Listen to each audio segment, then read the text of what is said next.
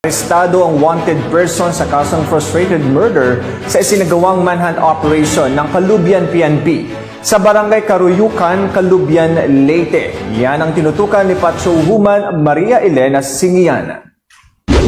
Arestado ng mga otoridad ang isang lalaking wanted person na may kasong frustrated murder sa Barangay Caruyucan, Caloobian, Leyte. Bandang alas 7:50 ng gabi ng ikasang operasyon ng mga tauhan ng Caloobian Municipal Police Station sa visa ng warrant of arrest para sa kasong frustrated murder na may nirekomendang piyansa na 200,000 pesos para sa pansamantalang kalayaan. Ang akusado ay dinala sa Caloobian MPS para sa kaukulang dokumentasyon at tamang disposisyon. Patuloy ang pambansang pulisya sa paghuli sa mga wanted persons at sa lahat ng mga nagkasala sa batas upang mapanatiling ligtas at payapa ang komunidad tungo sa nagkakaisang layunin para sa bagong Pilipinas.